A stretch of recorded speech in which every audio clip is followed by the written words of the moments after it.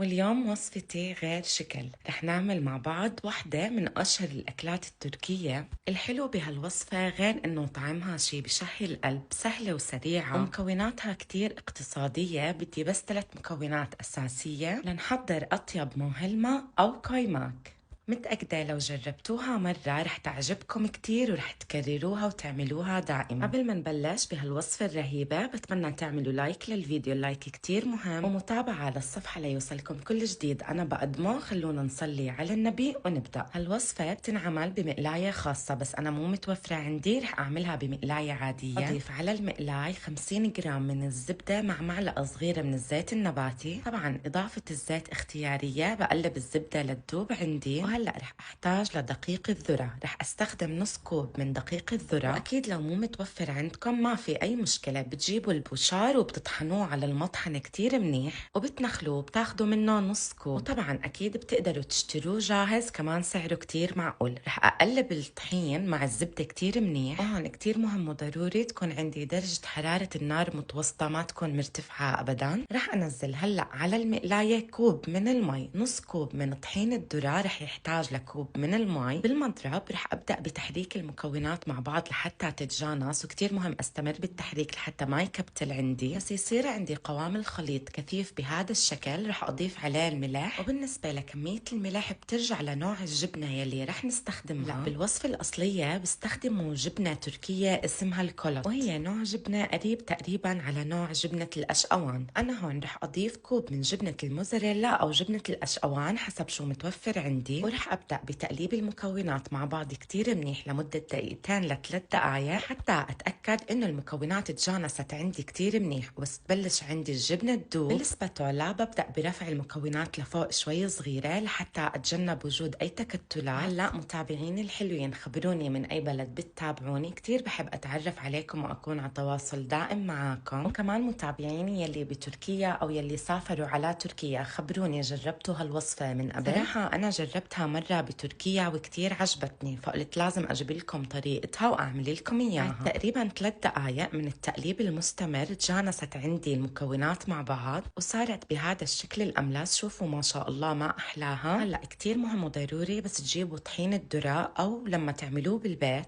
تنخلوه كتير منيح لحتى يطلع معاكم الكايماك بهذا القوام الطري والناعم. هاي الوصفة بالضبط أخذت معاي 7 دقايق، ما بتتخيلوا قد ايه طلعت نتيجتها رهيبة، خصوصا وهي سخنة. طبعا بالنهاية كخطوة اختيارية ضفت عليها رشة من الأوريغانو وأعطتها طعم كتير طيبة. طبعا هيك أطيب وأشهى جبنة شيدر تركية بتكون صارت جاهزة معنا، لازم تجربوها، متأكدة رح تعجبكم. بتقدموها فطور أو عشاء، وصحتين وعافية.